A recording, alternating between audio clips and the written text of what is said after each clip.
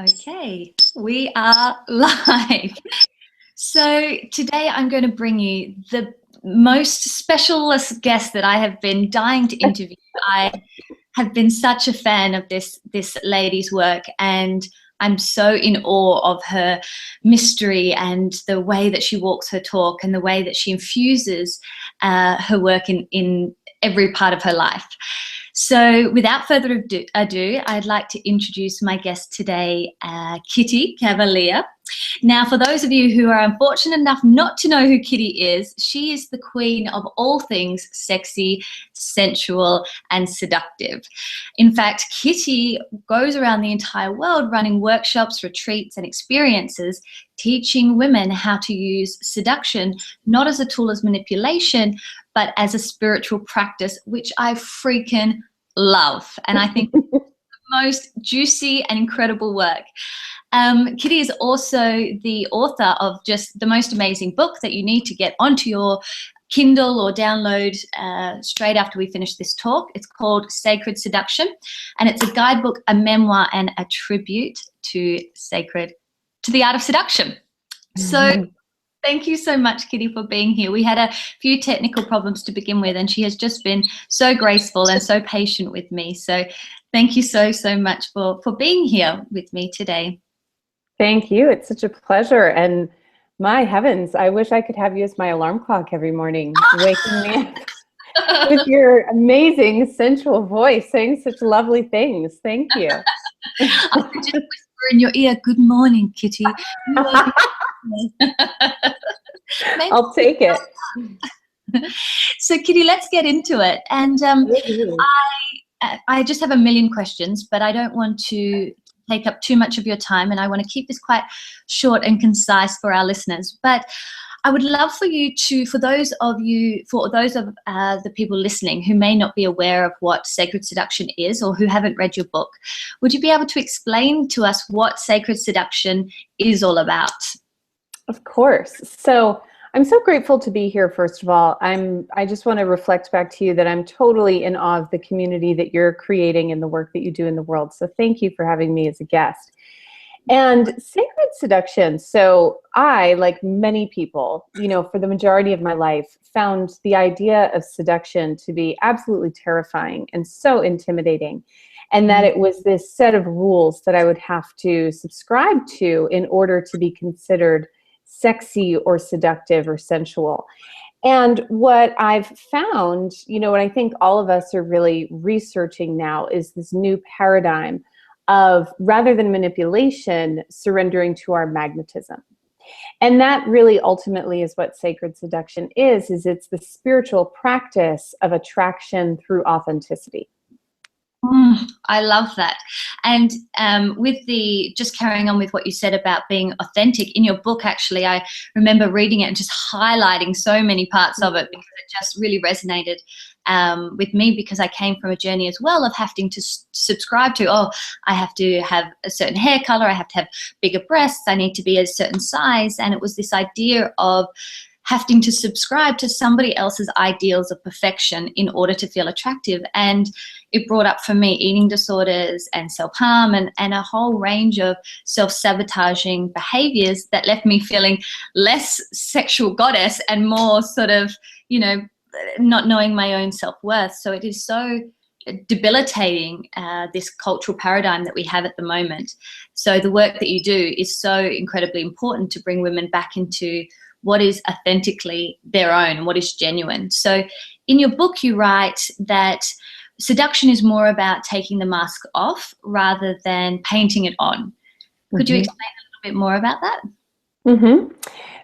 Yeah. So, with this idea of attraction through authenticity, it really is the idea that there is nothing more sexy than a person who is being themselves. And we see that in our lives. It's like we all strive towards this ideal of perfection, like you were sharing. And then we'll come across a person, male or female, who just has this sparkle and this charisma and this just kind of light that shines through their eyes.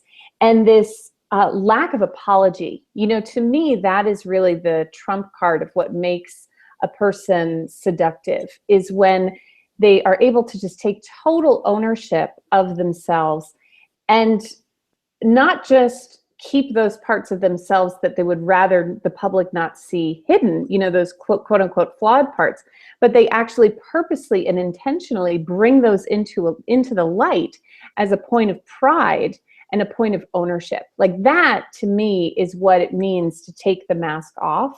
And where I really kind of got a physical, tangible experience in that is when I started performing burlesque about 10 years ago, which, is a very, you literally are stripping yourself naked for public display and consumption, And what amazed me about the performers in burlesque is that, there could be a performer with an amazing dance routine or a performer with an amazing costume, but it was that quality of ownership and that lack of apology and that ability to bring all that you are to the stage and to flaunt that and to be able to dictate your own rules of what is or is not sexy. Like that completely changed my life. And I think it's just such a powerful metaphor for living on the stage of life.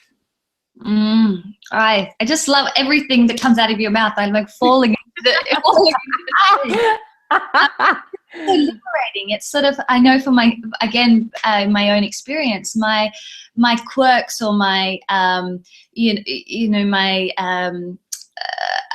things that make me different, I would always try to hide them in order to fit a mold, and it's so tiring and it's so exhausting.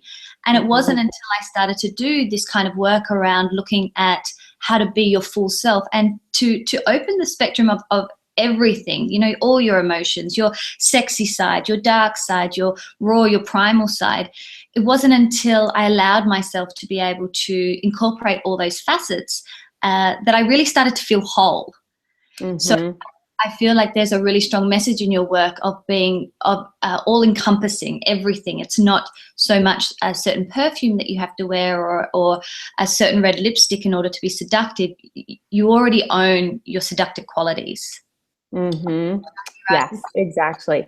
And I love everything that you just said. And it reminds me of this great book that is one of my personal Bibles for seduction called Seductress: Women Who Ravish the World and Their Lost Art of Love by Betsy Prioleau.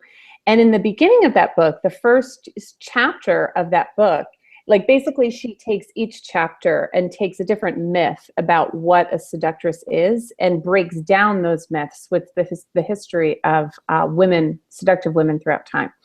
But the first part of the book is dedicated completely to the different sex goddesses throughout time. And so and they're different transmutations. Like, for example, the way, like Lilith, for example, who is, this ancient archetypal figure who was Adam's first wife and refused to live in obedience in the Garden of Eden. And when faced with a life of obedience or going down into the bowels of hell to have an orgy with demons, she was like, take me to the demons, And it's like what we are all seeking is a relationship and an experience of the divine through that level of sovereignty. That governance of self. Like that is what that person that we were just talking about, that person who kind of brings this energy of potency to the room. Like we are actually experiencing a very raw, very intensified experience of the divine when we say yes to all those different parts of ourselves. So I really echo everything that you just shared. So in the terms of attraction, I suppose when you say to people, I know for myself, when I say that I'm a sex coach, I met with a lot of judgments and a lot of kind of like, oh, hey, or a lot of kind of it can be quite confronting. So I was wondering with the work that you do, if people if they have an opinion that's probably born from their own experiences of what they feel is seduction, or that it might be a form of manipulation. Do you come across that a lot? It's a really good question. And for the longest time, I had no idea how to explain what I did for a living, as I'm sure you've had the same experience. People would ask me what I did. And what I found is that every time I'd start to explain what I did for a living, it was coming out as some sort of apology, like, well, I wrote this book about seduction, but like not the kind of seduction you think I'm talking about. And then finally I realized, like, God, that, like that is so unseductive. And so for the listeners, like a little tip about seduction is that seduction happens one thought, one breath, one bite at a time. And so now, rather than, throwing up all over whoever I'm speaking with about my career with words and archetypal versus stereotypal meanings of the seductress and feminism and all that, I simply say, I have a business where I teach women about seduction as a spiritual practice. And then they ask me the questions that unearth the answers that they most want to know. So I don't really come up to a lot of resistance anymore, because I'm always in the position of someone else kind of nursing their own intrigue about seduction, so that I can just kind of respond to what it is they want to know. And then if they want to know more, of course, I'll tell them. But yeah, that's a little seduction tip for everyone watching this broadcast. While we are talking about seduction tips, would you be able to share with us, or let us peek into your world just a little bit of what it is like to live the life of a seductress or a sacred seductress? Oh my gosh. Well, what would you like to know? I would love to know any daily rituals that you may have, or anything that you sort of incorporate into your life in order to maintain, to keep connected to that inner seductress. Good question. So I was actually just writing a blog about this today, about the necessity of romance as a daily nutrient in our lives. That so in the blog, what I talk about is how I was speaking with a client about how she doesn't really have a very strong desire for sex in her marriage right now. And I said, well, is there anything that your husband could do to help inspire that desire? And she said, well, yeah, he could grab my ass during the day, or he could kiss me like randomly while I'm making the kids' lunches, or, he could write me a love note, or he could buy me flowers, blah, blah, blah, blah, blah. And it's like, what I was hearing is just like this need for that reconnection to the magic of life. And for me, romance is really just what makes my world go round. And in a day in my life, the most memorable moments are always the ones that were most romantic, whether I'm with a lover or not. So, in the blog, I talk about how I've had so many wonderful, amazing romantic moments with lovers. But some equally memorable experiences were, the time that my mom and I wanted to go out to the park for the day. And we had this idea to pack a champagne and cheese and wine picnic. And we drove out to the park, and we brought straw hats, and we brought easels, and we painted the trees dancing in the wind. It was like so deliciously romantic. And I think that in terms of living a lifestyle of seduction and staying tapped into that beautiful polarity that seduction is, because, it's like we think seduction is all about what we can get, what we can conquer. That's the current paradigm that we're given. But sacred seduction is really about simply surrendering to your seductive instincts in the present moment. And that tension of like the conception to completion, the yearning and the satisfaction, it's like staying in that delicious tension and wavering between the two. That is really the dance of seduction in action. I get the question a lot of times, like, what's the difference between sex and seduction? And sex, to me, is the culmination of desire. It's like a coming together of desire. Whereas seduction is that dance of desire. And to me, what most fuels a lifestyle of seduction is ensuring that there is romance in even the most mundane parts of my life, like pouring my cereal and putting, like a friend of mine bought me some pink sugar to put on my cereal, you know? And it's just like those little things that just add like these little bursts of romance that really make my world go around. I love that. Sorry, we had a little bit of a technical problem before, so you might have saw me go like that, but it cleared itself out, so that's fine. Perfect. When I wanted to touch on when you were talking about the romance and the desire for sex, and I feel that's really, really important to incorporate romance. And in your book, again, you talk about it as sensuality as a superpower. So I work with a lot of women in my business who, again, have that difficulty of transitioning from working and sort of all that sort of masculine kind of doing and getting by in this chaotic world, and then having a lot of trouble stepping back into that really feminine, soft, open experience to be able to invite pleasure in and to want to feel sexy and sensual and to engage in intimacy with their partner.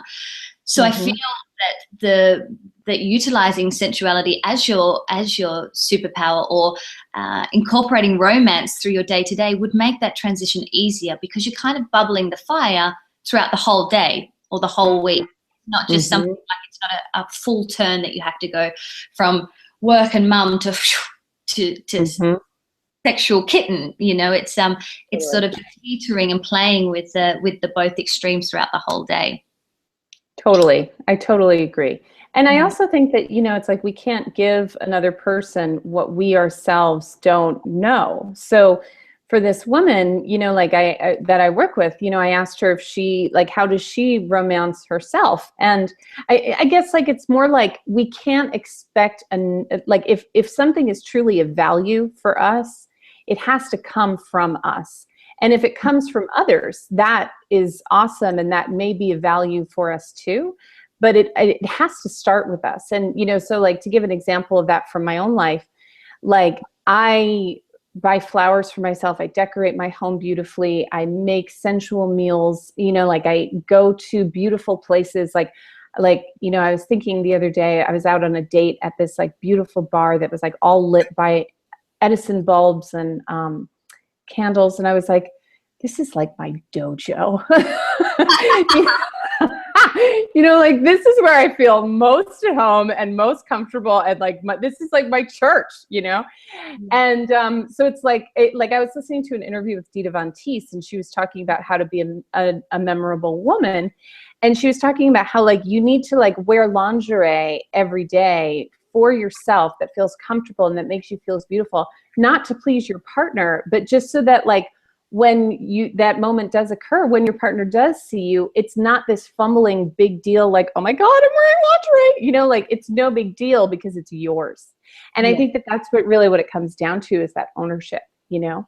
It infuses into you so that your sensuality becomes such a comfortable and innate part of you that it's not foreign. It's not something that you have to sort of try and find. It's always sort of in you. And you're right when you explained at the beginning that you can tell women who have connected to this part of yourself. I mean, for yourself, as an example, there's this light, there's this really radiant confidence that doesn't come out of an arrogance or a I'm better than everybody else, but this really deep-seated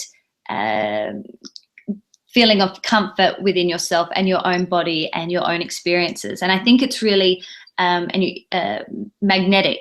You talk a lot about magnetism and things like that. And I really do feel that people can pick up on the way that you feel about yourself, the way you experience life and your sensuality. And I think it's a really, really powerful vibe that you give off. So for women who perhaps may be a little bit scared about tapping into their sensuality or their inner seductress, do you have any tips for little things that they can begin to do?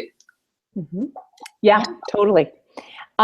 Great question. So one thing that I would suggest for anyone who's watching this is to just notice your body language, and Tara and I will do the same. And so like, it's like without changing anything about your body language, just kind of notice like how you're sitting. And then take a moment to actually physically open your heart. So it's like rolling the shoulders back and opening the heart. And so for most of us, particularly women, we have a tendency to roll our shoulders forward, not just because of our biology, but also because of an energetic defensiveness. Because to walk with openness makes you vulnerable.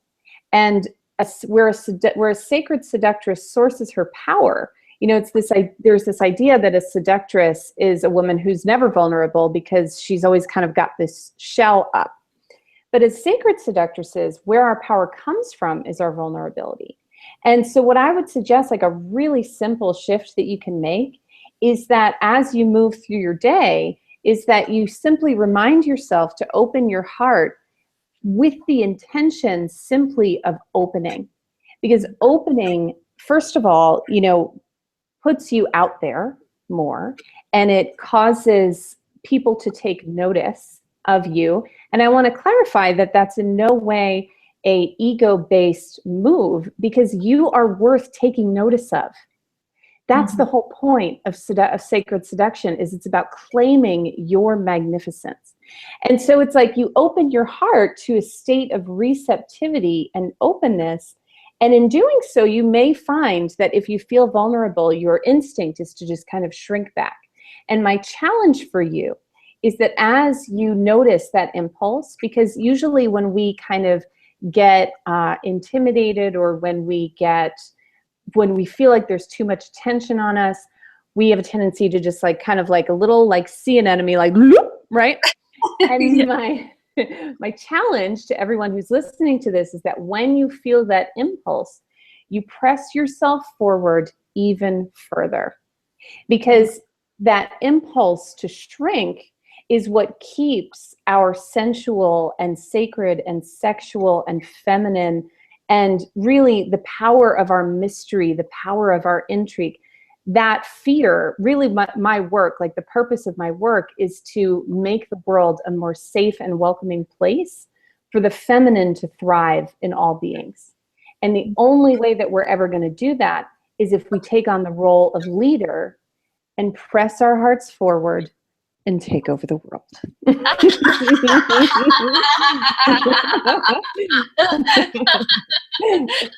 love that. It's so good.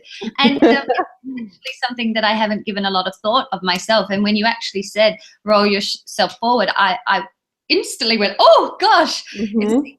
I'm a big sort of a natural contractor, or sort of still playing with that very much of apologizing of who I am. So it's a huge lesson for me, and a great takeaway for me to be able to know you are worthy and you are able to take up space, and the opening of the heart is beautiful. It's such a so I will be walking and pressing my shoulders back and being open today. Good. I'm so glad to hear that. And like, I think it's also like, it's a biological, it's like a physical metaphor. It's a metaphoric discipline for like, how present can I be in this temple of my body?